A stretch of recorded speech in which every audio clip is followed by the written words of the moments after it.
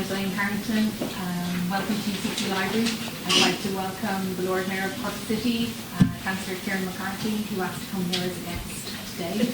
I'd like to also welcome Katie Holten, the creator of the Language of Trees, and Dr Maria Kirrane, Head of Sustainability and Climate Change in UCC. They're going to have a conversation for about 45 minutes. There may be time for questions at the end. We have our colleagues from Lowercase Bookshop over on the side if you would like to purchase a copy of The Language of Trees, but you're under no obligation to do so. And there will be a short signing at the end as well. I'm just going to open by one of my favourite quotes within Katie's amazing book. The Language of Trees encompasses some of my favourite writers, but has much to do with libraries. You'll spot recipes for acorn bread, amongst other things. Ross Gay, in the introduction, notes that the word beech is a Proto-Germanic antecedent for the English word book. And then later he says, being in a library, I mean the best libraries, can sometimes feel like being in a forest. Wild variety of plants from the canopy to the ground, all manner of life, some of it visible, some of it not, patches of dense shade, swathes of dappled light, clearings where a huge tree just fell, and you can almost hear the turning beneath towards the light. And I think this is indicative of the varied activities and changes that happen in libraries over the centuries and continue to happen today, not least in UCC Library. So welcome indeed. I'll hand over to Katie and Maria. Thank you very much.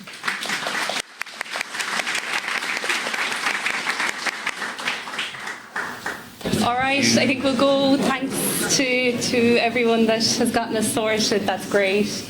And anyone that was late, you've missed nothing. So just, I started off by congratulating you on this beautiful book, and then I'm hoping that you would talk us through a little bit, because I know this is a long time in the making in terms of the alphabet itself and then bringing this book together. So if you want to tell us a little bit about that process. Mm-hmm. Thank you, and thanks to everybody for making this happen. And I feel I better have something to say now after all of this. So this book, The Language of Trees, happened actually very quickly. So in one sense, you could say it was all made, like this edition, the UK Irish edition, I only met the publishers in January. And the pub date was June 15th. So in one way, it's like this miracle that just happened very, very fast. But as you'll see, like these images that are looping behind me show the work that went into it, and it's been, maybe over 20 years worth of work in a way. And at the heart of this book is another book called About Trees, and that was published in 2015.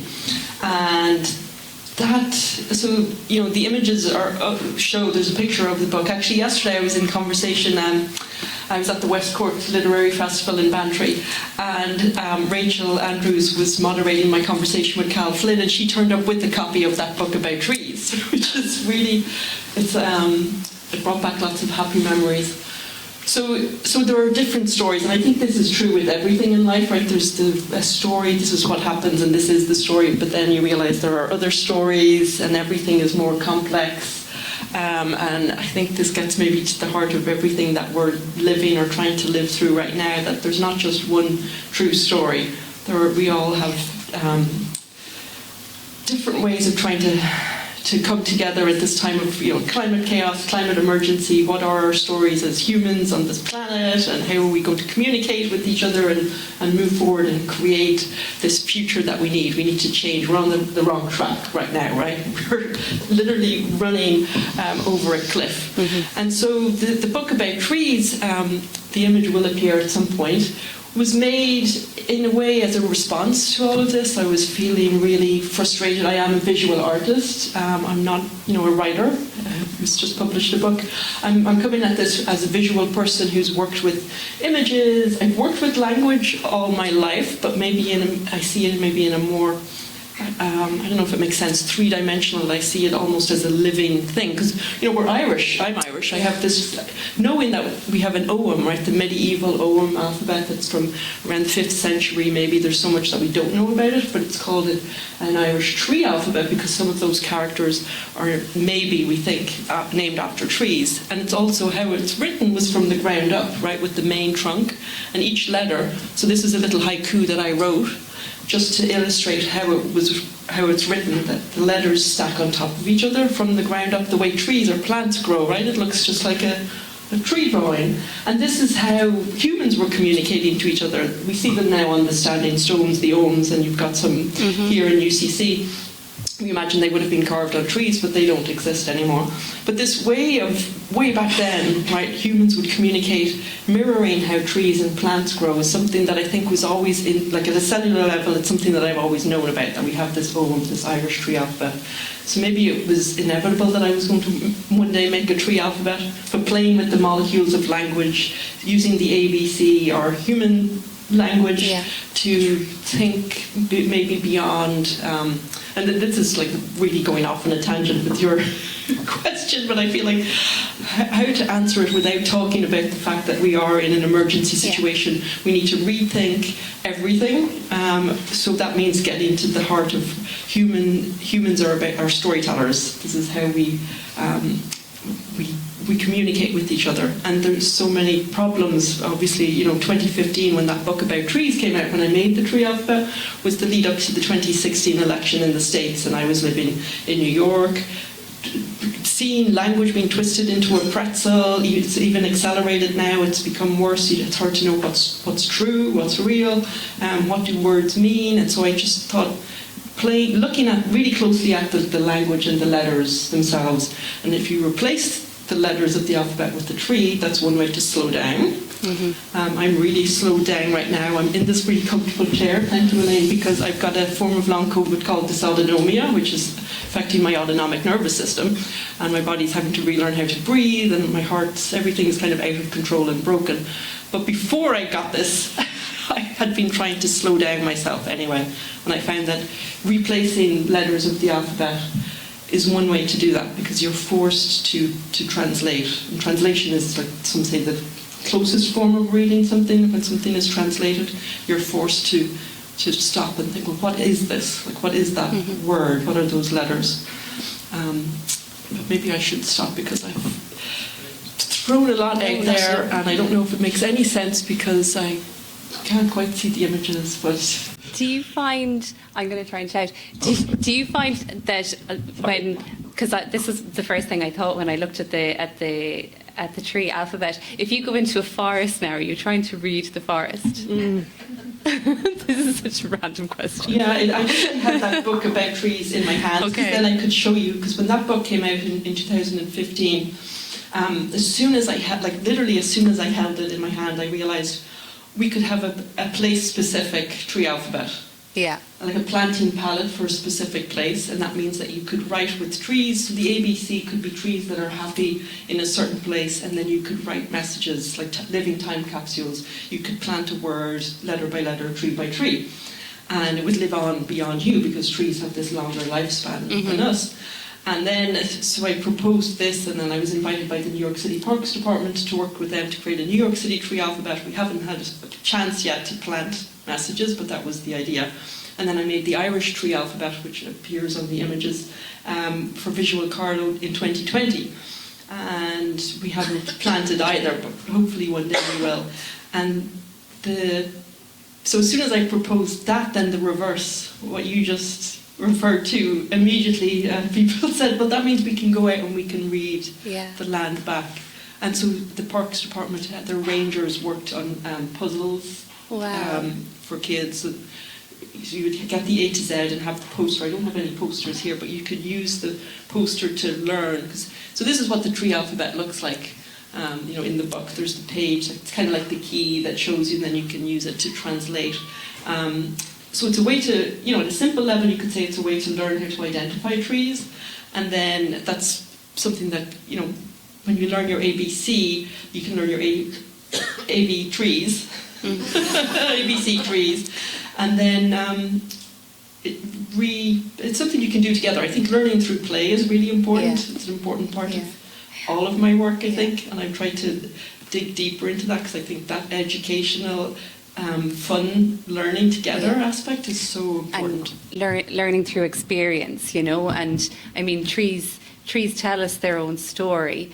So we've over 2,000 trees here in UCC, for anyone that is new to campus, and we have some really, you'd have seen walking into the library here today, we have some incredible specimens, our giant redwoods out the front. We have an oak tree down on the lower grounds that has this incredible story associated with it, that basically during World War I there were 2 soldiers convalescing here in UCC, and they went back to fight, and one of them passed away. And when the second soldier was with the body of the man that passed away, he found a sapling in his pocket, and he came back to UCC and planted the sapling, and the oak tree is down there in the lower grounds. So if you've time, we'd love to show you some of the trees here, actually, if you have time at the end. But they're such a big part of the story of this university, and I think that's such an important aspect when it comes to going back to what you were saying about what's happening to the world, and the fact that we're not placing enough emphasis and enough importance on our native biodiversity, and this is having big impacts in terms of climate as well. So another thing that we're trying to do here is to just get our students more engaged with our green space.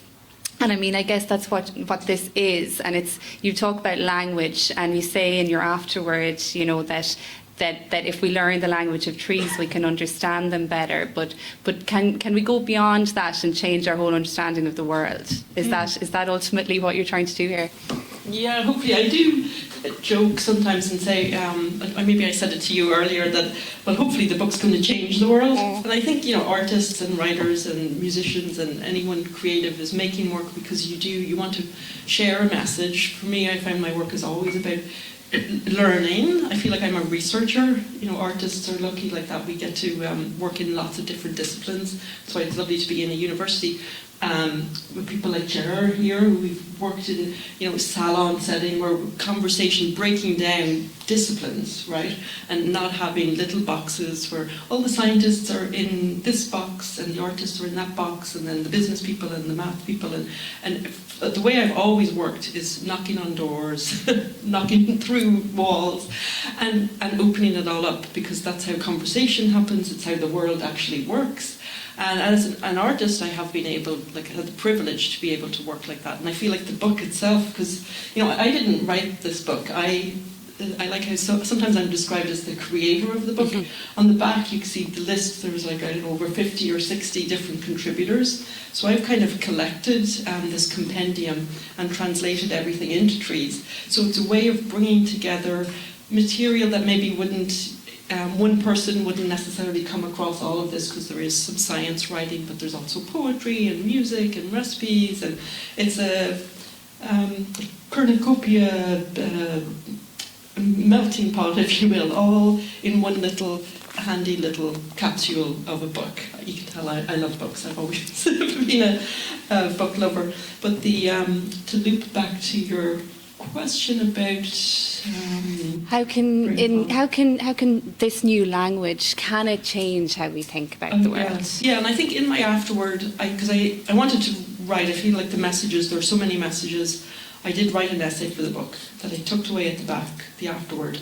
And I mentioned, I think, that that writing or learning new languages, right, learning another language creates empathy and helps create empathy. If you learn another language, you have a way to relate to other people who, if you don't understand the language, you kind of tune it out, right? This is my experience. The Chinese, Spanish, I don't speak Spanish. There are people just making noise in the background, the way birds are making noise in the background, but I can't decipher what the words are. And once you learn a few words, then immediately there's a connection. These are not just noise machines, people babbling in the background. You can connect a little, there is this empathy that immediately happens. And so I was hoping that by creating a tree alphabet, it's a way to break down this human-centric, you know, we're in our human bubbles, human brains, teeny tiny little brains, and we're so disconnected from nature. Like, we are nature, right? We're an animal. Everything on this planet is nature. This building is nature. All of this is nature, because it's all matter. It's all in this universe, and it's all made of stardust. And the realization that we need to communicate and listen. Okay, maybe we can't understand, But to propose such a thing as a tree alphabet, a lot of it is just a proposition, because a tree alphabet doesn't really exist. I've just made this up, right? And I've just made up whatever the ABC is, but to propose it is a way to a gentle proposition that, oh, we could potentially listen and hear these other species. Because I have scientists who are in here talking about the science. Now we understand that trees actually do communicate, and everything is communicating. We just, our teeny tiny brains can't tune into it. But at the heart of this is really a hope that we can, together we can all change this world. We're like rewriting it, we're writing it right now. And yeah, and I think it's towards the end, the piece about the fact that trees move. And we think about trees as being totally static, but no, they move over time, and the tree line really is what we're talking about, and how that's now moving because of climate change as well. And when we look to the past and we think of the trees that have been there for hundreds of years, and when we look to the future, where are they going to be, or what's going to be there in its place. And Katie, you're a member of Extinction Rebellion. And so you're an activist. So we've a huge number of our UCC community, and a lot of our students are activists as well. And again, when we talk about the programs that we run in our green space, and I think Irene is here somewhere, so we've a program specifically on engaging, like I said, students of green space, and there's an element of well-being there as well. So if you're an activist and you're working on climate, and you're striking every Friday, how do you talk again in your afterward about radical hope? And I'm really interested in that, because sometimes I find it hard to find the hope. Is it through these kinds of projects? Is it through creating this art that you find that hope? And do you feel hopeful? Yeah. Yes, hopeful. I'm an optimist, even though I think I'm also a realist. So I know how dark it is. We are in a really, really scary place, and I think everybody in this room is probably aware of that, right? So you could be paralysed. Timothy Morton, the philosopher, talks about hyperobjects, and climate change is a hyperobject because it's so large. How can we even comprehend what climate change is, and the fact that every system on this planet, our species, we're just little humans in our little cities. How could we have possibly caused such an had such an impact that everything has changed? But we have, and this realization is mind-blowing in the worst possible way. So if you really think about it, you would not get up in the morning, right? You'd be curled up in a ball, paralyzed, because it's all hopeless. But the thing is, we can all make a difference. It's not too late. Every single degree of change, like in the temperature, has huge consequences. And like, there are probably people here who know this a lot better than I do, because I'm, not a scientist and not a professional in any of this. I am just, an artist plodding along, trying to read and understand what's happening. But I think coming together with other people is the most powerful thing that you can probably do. There are some images of a group I helped form. I co-founded a group called Friends of RD Bog. Out of fear and panic and desperation and horror, the Irish government they're still trying to build this road through the edge of RD Bog, and this is where I grew up. It's where I made some of my first artworks. I think actually the first image in the slide, in the loop of images, is a photo I took years and years and years ago in RD Bog of a sundew. And so when I heard that they wanted to build a road in, a peatland, in a flood zone, in curlew habitat, I said, no way, there's no way. And then I found other neighbours felt the same way, and we all felt lonely, like we were the only person who was upset and angry and confused about what was happening. And then we found each other through social media, necessary evil. We found each other and we formed a group. I created the name Friends of RD Bog, created the logo with the curlew, created the website, the social media, and a petition. We got over 10,000 signatures and we went to the Dáil. So I think there are images somewhere of us outside the Dáil. We met with Malcolm Noonan, and we've made a difference. They still want to build the road, not mentioning anyone by name, but Eamon Ryan is still trying to build this road. and it boggles the mind. And so to get back to the whole question about hope, people power, it's, you know, it's a bit of a cliche, but it really does work. We are stronger together, because we couldn't do any of this on our own. We would have just been like crazy raving loonies in RD. But now that we have a group, and it's been inspiring to see how we have inspired other groups who've reached out and seem to have formed and come together. And as I've been travelling on the book tour, because the book came out in April over in the States, so April, May, I was travelling over there. Everywhere I went, there were groups and people who had formed their own groups because somebody was chopping down trees locally where they are. So the same issues are happening everywhere. You know, Friends of RD Bog is about a peatland, so I'm part of peat communities online, and there are groups in Uganda, when they speak in the Zoom boxes, they say they're talking about exactly the same issues that are happening in RD.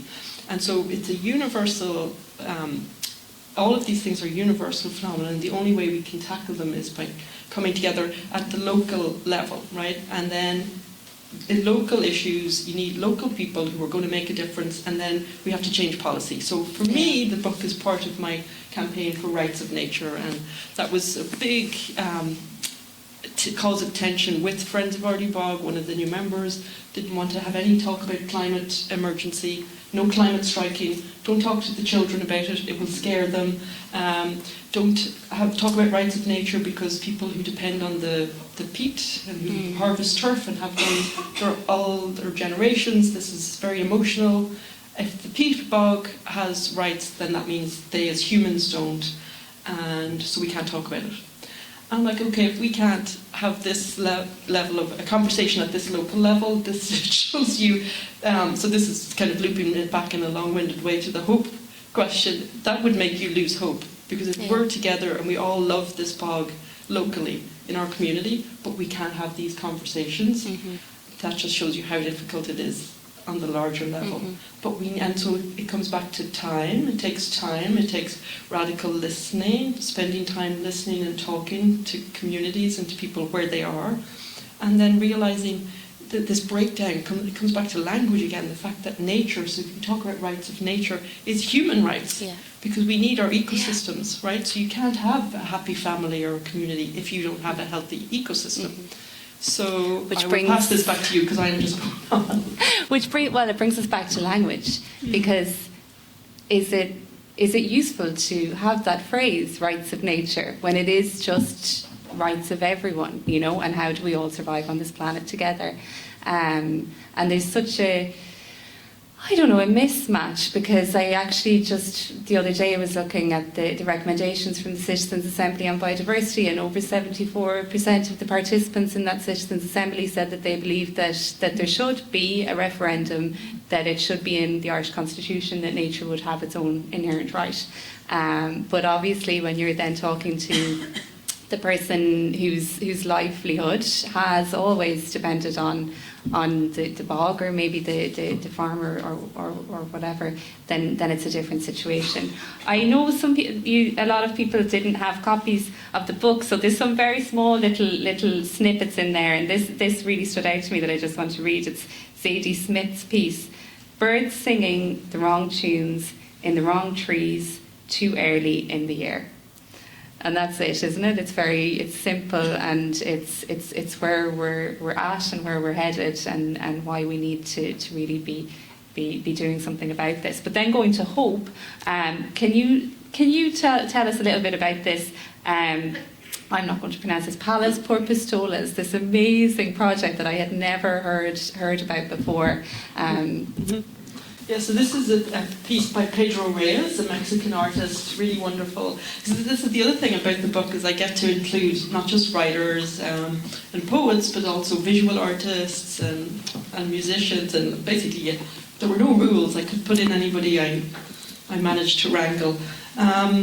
So Pedro I've known for years, I think now, and I guess he's another book lover. He actually has the library of my dreams. He built his own house in Mexico City and has a wonderful library. And his works, he makes artworks, but he's so knowledgeable. His artworks take lots of different forms. And this particular one that I include in the book is specifically, because I think everything we do is political, right? All of my work's always been political, even though I wouldn't necessarily have called myself a political artist in the past. But this project, he went to deal with gun violence. He went and collected guns that people were handing back to the city. And they were melted down and turned into shovels to plant trees. And so it was the recycling. So there are so many things. This is a very simple project when you think about it, but they're like everything. When I was talking before about stories, you can have one story, but it's all becomes complex, maybe like fractals. The closer you look at something, like the Irish coastline, you can never measure it because the closer you get, or the shorter your ruler is, the longer it gets. You drive yourself mad. Yeah, just keep going. So it's the same with Pedro's project. It's very simple, but yet so it encompasses everything. Gun violence, the recycling nature, the regenerative, the planting of trees, the growing on, and the community, because it's about coming together and sharing these stories and the learning and the changing of mindsets, the fact that guns are not this normal thing that you should have, but maybe having a shovel and planting something is normal. Anyway, I've complicated it. It's much better when you just read it in Pedro's words in the book. But this is the other thing, you mentioned Zadie Smith's. That's just one sentence that I plucked out of a huge novel, her novel NW. It's just one sentence. And I think, with Richard Powers, he wrote this huge book called The Overstory that a lot of people read and have told me it changed their lives. Richard just gave me 1 or 2 sentences for the book. So sometimes you don't need to say a lot, or you don't need the whole. Okay, the books are brilliant. Read The Overstory; it's wonderful. But there are, I think sometimes you just have to be still and quiet and. One word, like one contributor just gave one word. Yeah. And there's silence is powerful too. That's true. Okay. Thank you, Katie. Do we have any questions from the room? Or maybe you can. Or any thoughts? We'll come back to them. Yeah. The mayor, yes. Oh, we do.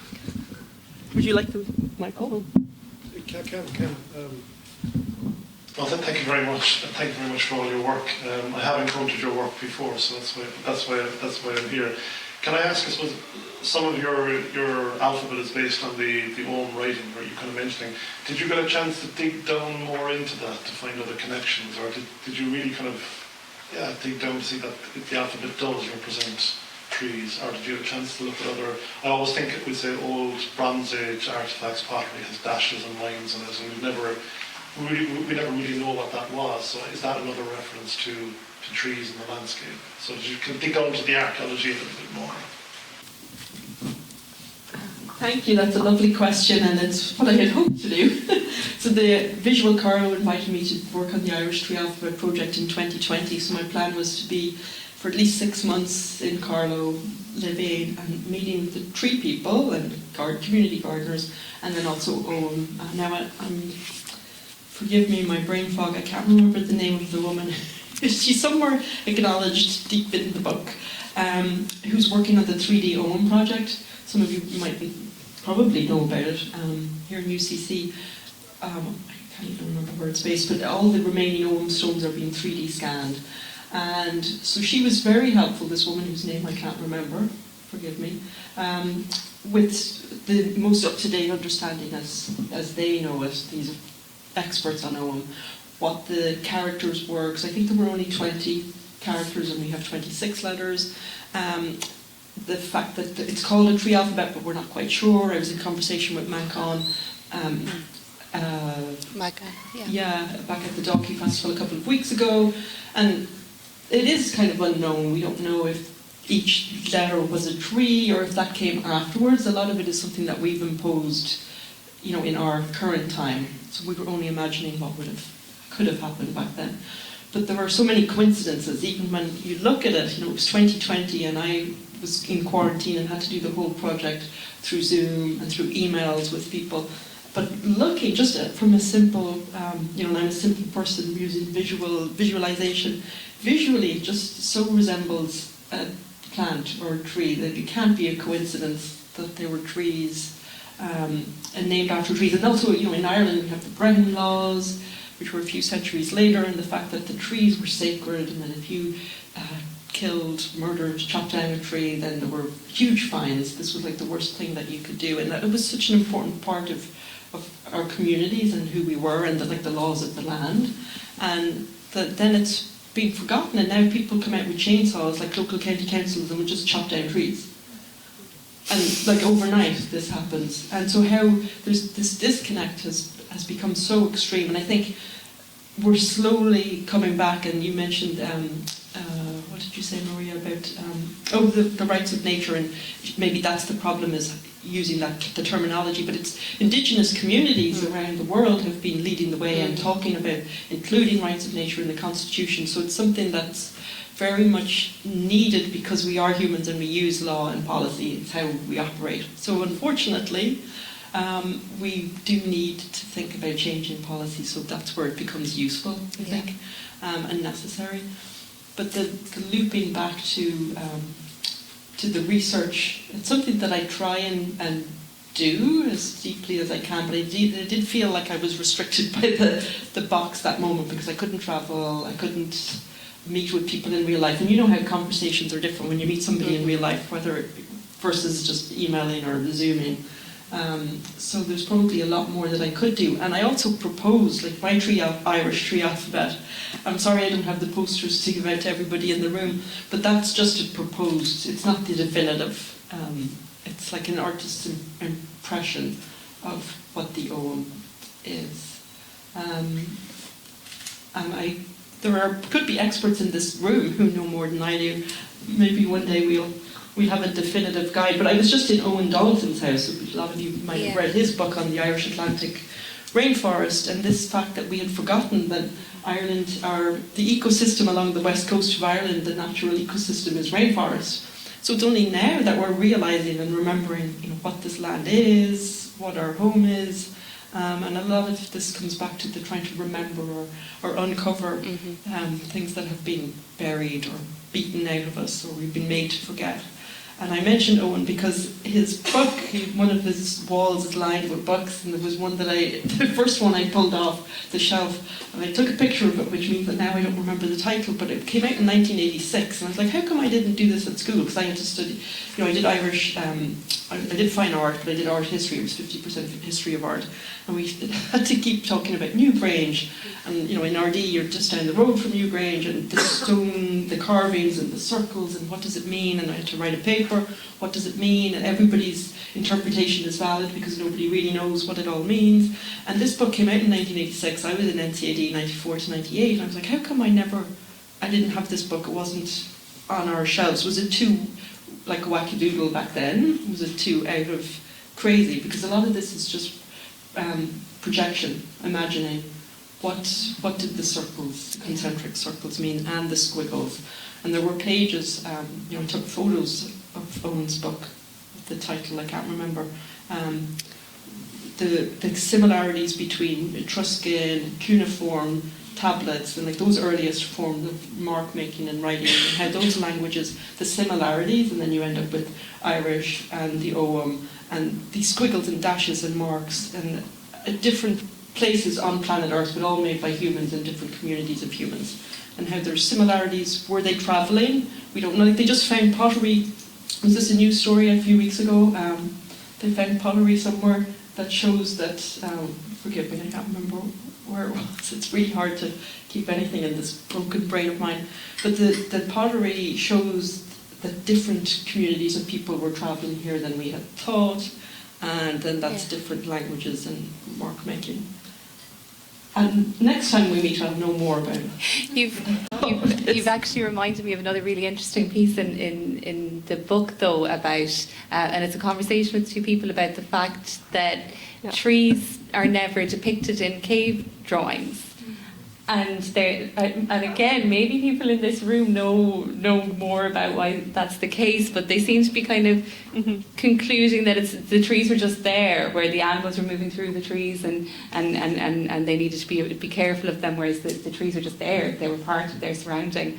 But if you looked at cave drawings, you would think that there was never trees. So that just reminded me of that. So you also mentioned Owen Daltoon's work and that you were down with him. So this, for anyone that's unaware, he's down in Beara in West Cork, and he's been doing this huge rewilding project on his land where, and it's something that people kind of have it's like we've known it all along, but we haven't really known it, and it's become more big in the public perception now that Ireland actually was covered in Atlantic temperate rainforest, and there's small pockets of that around the country now.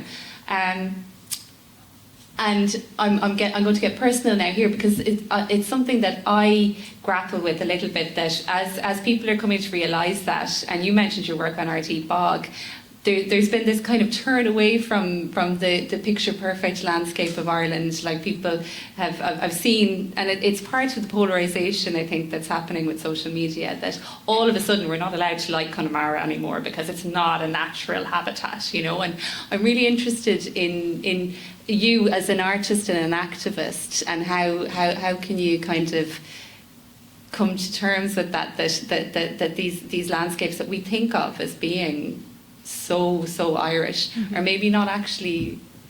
Yeah, it's very emotional when you think about it. I actually got postcards when I was in Castletown Bear. Classic postcards, images of Allihies and the Bear Peninsula. And now, and a lot of people have said this to me after they've read Owen's book, like, I can't look at the landscape anymore. I used to think it was beautiful, you know, that's home, it's the fields, you know, these rolling green hills. And you realise it's a biodiversity hellscape, I think is like Owen describes it. Because the grazers, the sheep and the cattle and the Sitka deer eat everything. So no saplings are allowed sprout and do their thing and turn into trees. So you just end up with this ryegrass, just one kind of grass, that hyper green when people think of the Emerald Isle. And a lot of chemicals that are sprayed because the farmers are put under a lot of pressure to produce more.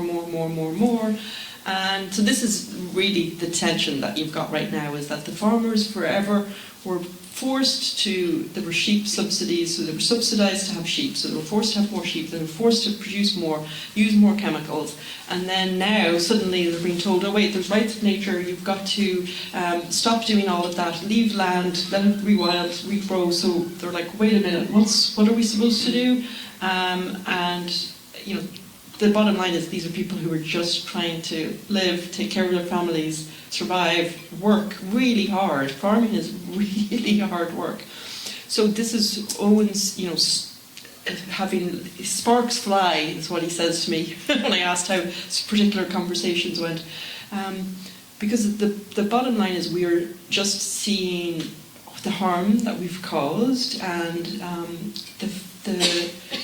this realization that if we, it's like the Easter Island, it's a very simple cliche, right? Easter Islanders, did they know they were chopping down the last tree at the time? It's like we've come to this point where what's it going to take for us to snap out of there's a hand up in the air, I don't know if that means something. There's one back there, yeah. Only to add to your thing, just thanks for that. I didn't know if it was a time's up. I think only to comment that I think, you know, the choice of thinking about language is really the tremendous beauty of what you're talking about. Because I think what it is really encouraging conversation, and you have to find some form of language, some common language to be able to discuss. So like bringing up the farmers and the understanding of that. And I mean, it resonates with me. And I'm personal as well, only to say my late father planted 30 or 40 million trees in his lifetime. So trees were a big deal, and it was something that really spoke to him, and he was following his retirement, he became this great activist and did great things and started great programs. So I'm involved in many people in doing this. But one of the things that he came to a realization of was, and he would have grown up on a farm himself, was they had to find that language to speak to people that were trying to eco-living. And the reality was trees were often seen as, you know, the enemy. You know, they encroach, they take away from productive land and so forth. And so, you know, he spent a lot of time finding ways to say, look at it, if you actually build windbreaks with them, they'll help increase the productivity of your land. So don't be like clear cutting, don't be doing these things.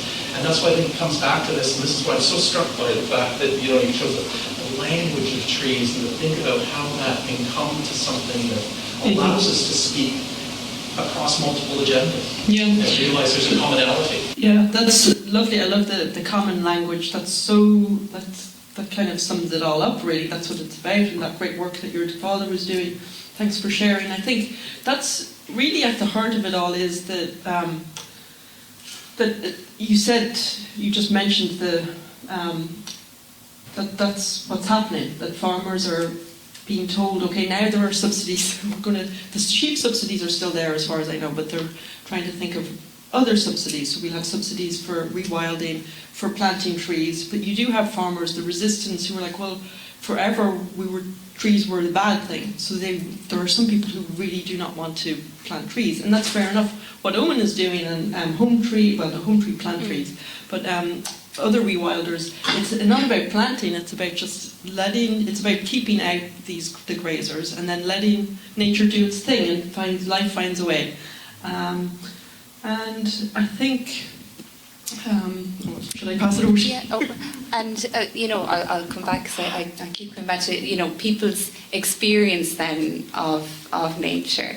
And again, we've done a lot of work here, and Jack is here today. He's our head gardener, on trying to, as best we can, rewild campus and allow areas to go wild. And we have our arboretum as well, which is the kind of the specimen trees that are on campus. There's one of those trees, the Willomia pine, which was assumed to be extinct, a fossil, up until the 1990s, and then one was discovered in Australia.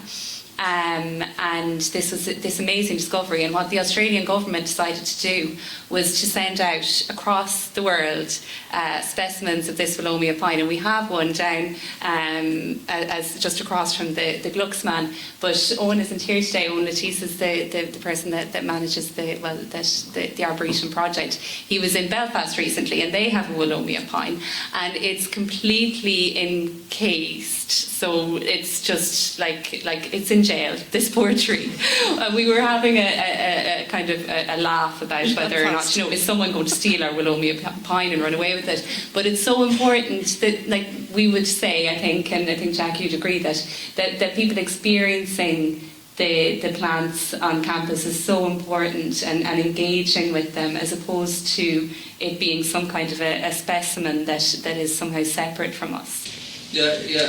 When you walk into UCC here, it's for everybody. Yeah. And the tree collection and the campus, the way we manage it, it's for everybody to come in and see. And I suppose at times when we made a big change in 2018 to rewild our campus, for us it was kind of a no-brainer, because we have 24,000 students on campus, we have 2,500 staff, and we have so many people passing through the campus every day that are not students or staff. And it was a great place to highlight what can be done, and small little steps all the time. We started off with a few small areas, and the last few years we've nearly 90% of our campus is rewilded. We started off with 8 varieties of native wildflowers in our no mow areas, and on count this year, I think we were around 48 different varieties of wildflowers growing, that just grew naturally in our wildflower areas, in our no mow areas. Nature is for everybody, and nature is existing in the ground, but it just needs a chance to thrive, and that's our attitude in here, is just give it a chance. Nature will always take care of itself, and that's kind of my attitude, the way we kind of garden in here, and the green campus as well. We manage it, but it kind of takes care of itself, and all these things are there to thrive. Our tree collection dates back to 1845 from the origin of the campus. The 2 redwoods as you go outside the library were planted in 1849. So that's when, from back then to now, the arboretum, the trees, nature was, and you can see it was a big part of the UCC thinking, I think. And we're only here now is just to manage it. But we're guiding it now for what it needs now, because we can see that nature needs to survive, and nature needs a place to survive. And that's what I think that's what we're managing our campus now. Just to give it chance. And this piece in here is all about the fragmented habitats, but also then there's another piece about communication, and that we could have fragmented habitats, but so much of the communication between the trees happens below the ground, and that was one of the big parts of that decision, was that our green space on campus is a corridor right out into the countryside to the west of the city. Is there any other questions from? Yeah? I'm really curious about your Alphabesh and how you assigned a letter to a tree. Did the trees reveal it to you, or how did you do that? Thanks. So the book about trees that was made back in 2015, I had the idea for it at 2 o'clock in the morning in January, and I knew I needed to have the book ready in September. So we had 6 months to make the book. So my brother John, who's a writer, had a publishing house in Berlin, Broken Dimanche Press, and we were working together on the book, and I emailed him with my idea and said, maybe it's bad, maybe it's too sentimental, tree huggery, and he immediately said, no, this is perfect, this is the book, let's do it. And he had the designers, and he said, that means we need the font, the tree font. If you're going to make a tree font, we need it by the end of the week. So I had to sit down with a piece of paper, because publishing, anyone who's made a book, well, probably a lot of people here have made books, it's all about deadlines, and the designers couldn't do anything, couldn't make a book if they didn't have the font. So I had to sit down with a piece of paper, this is what I did the next day, and I just wrote down A, B, C, D, all the letters of the alphabet. I thought, okay, tree, could be any tree. How will I choose the trees? So it was as simple as going A, apple. There they are up there. Apple, beech, cedar. Oh, and that's the book about trees. So that's the one that came out in 2015, when I originally... So that's at the heart of this book, and the tree alphabet was made for it. So it was that simple. It was find a tree that's name began with that letter of the alphabet, which got a little bit complicated with the X, Y, Z's, but I found a way. And then, so that's where it became more real when I thought, we could make a planting palette for a specific place, so for New York or Ireland or anywhere really.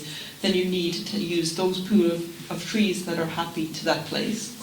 And a lot of them overlap actually with the Irish and the New York ones. But that goes to something, Maria, you said about, sorry. But yeah, it was an active emergency. It happened very quickly. So I know we're coming up to 3, even though we could talk all day. I again was struck by this piece, Future Library, and we're in a library today.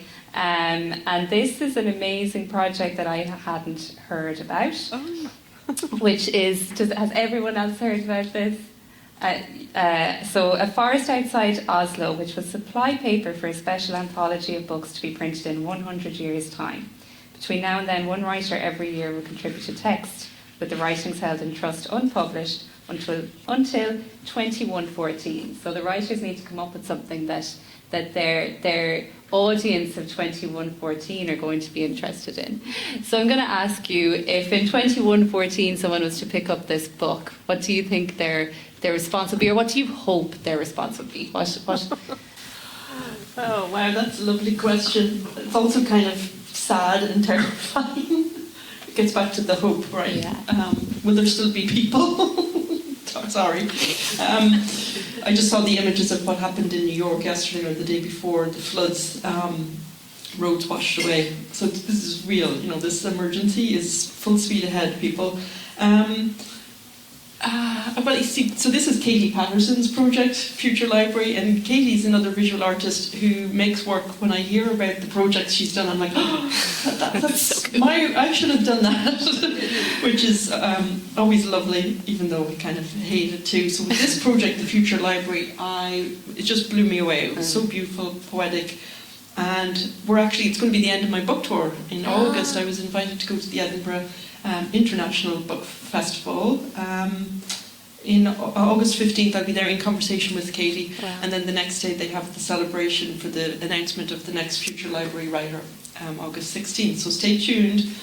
But the hopes that I would have for somebody picking this up in 100 years, Well, when I made it, the book about trees, I felt like it was the first volume of an infinite series of volumes. I really feel like it's living, it's alive, and the fact that I got to make this new version called The Language of Trees, and then it came out in America, and this is slightly different to the American edition. There are some people, book geeks, who are getting both because to see what the differences are, and I feel like it is a living entity, and because I have conversations with the contributors, with most of them because there are a lot of contributors, but they're mostly in here because we have a relationship and I reached out to them and invited them, and so it takes other forms, like the conversations on the book tour. So I feel like it's much more than just this book in a way, like, because there are the fonts that you can download and you can write.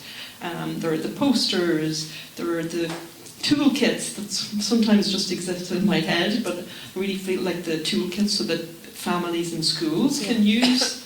So to me, it's much more than a book. Does that sound really No, awful? not at all. Do you want to talk about the toolkits a little bit, actually, or tell us about them? Yeah, for the Irish tree alphabet with Visual Carlo, because it was made during lockdown, it was 2020, and so obviously schools were closed, everything was closed, and teachers and families were really trying to find ways to teach kids and to homeschool, and it felt like a natural extension with the work that I was doing. And I was working on the Irish Tree Alphabet, worked with Visual Carlo, they have a great educational aspect to what they do.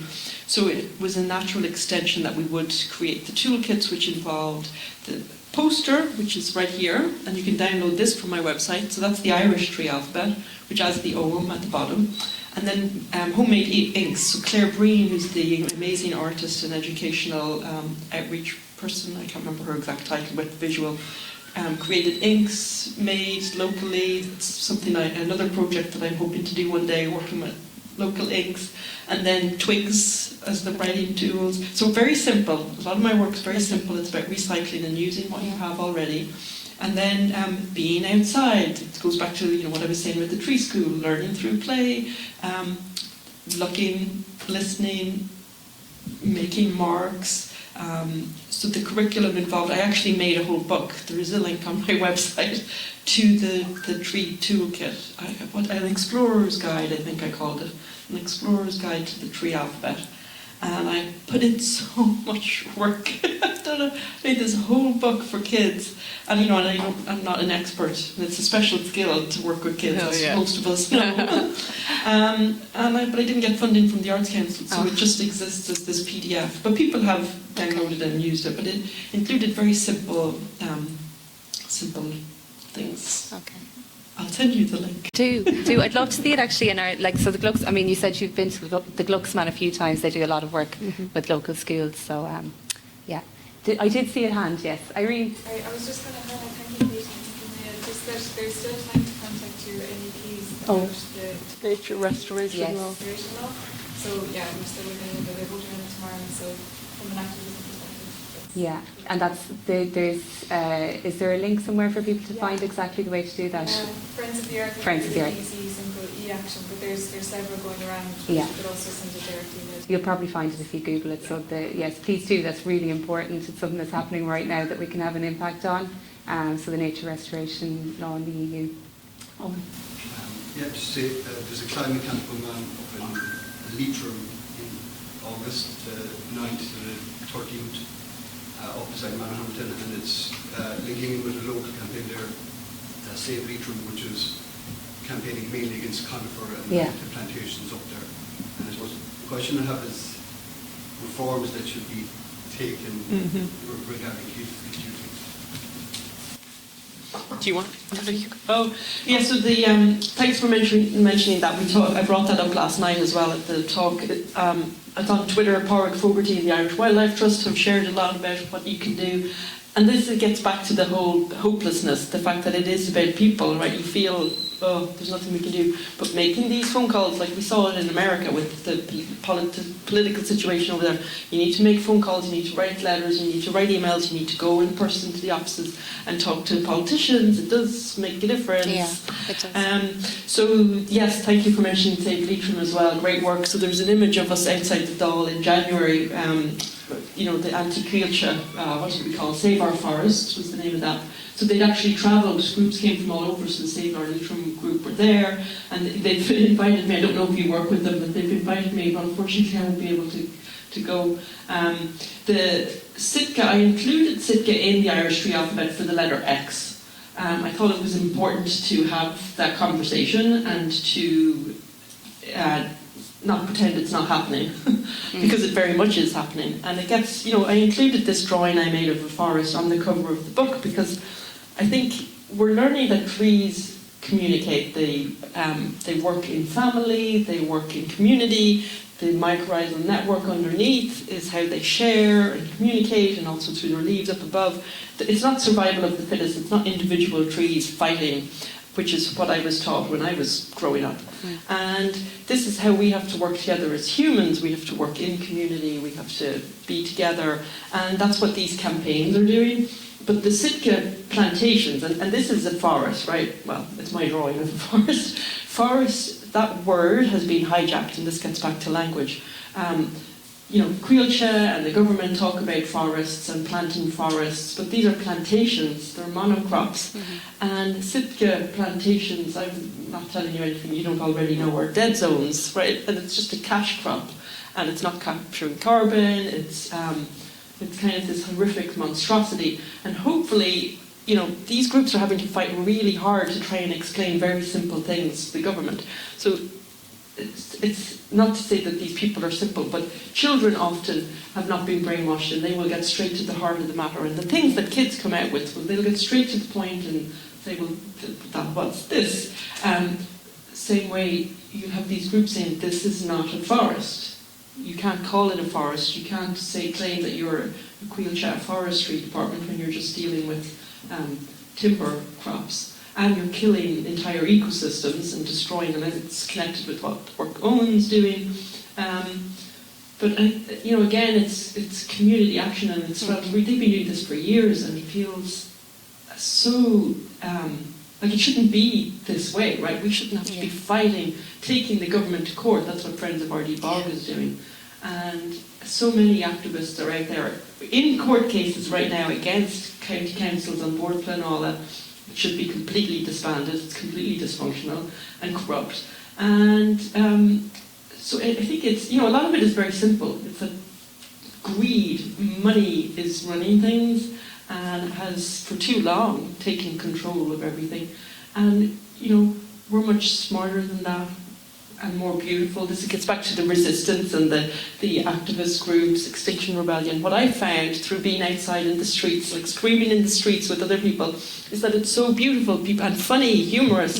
People use these messages to come together in anger, but also it's about love. And I hope that's what's at the heart of this book, is about loving this beautiful planet that we have. And I think trees are a very simple way to share and to understand that it is about how beautiful the world is, and we just all want to love it and learn from it. And you can't love and protect something, right, unless you know and understand and can name it.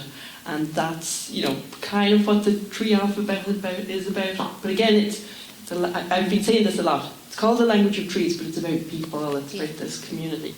Well, that's what's to just finish, because I know we've run over time. I mean, you're number 3 in the Irish charts. That was last week. But that's what's so you're number 1 after today. They're all gone. That's what's so important about this, and this may have come across. I'm not normally very comfortable in these kinds of talking to an artist. It's not my usual thing. But what I generally find is that I'm talking to the converted. When I speak, I tend to be speaking to a room of people who are interested in what I do. And what's important about something like this is that you're speaking to everyone. You're on the bookshelves in the shop, and people will look at this and think, oh, trees, yeah, I'll pick that up. And then suddenly they're reading a chapter about Extinction Rebellion, or they're reading about the multiple beautiful pieces in this book. And so I just want to really thank you for coming here to UCC and talking to us about this work that you've done, and for creating this beautiful book. So. Thank you.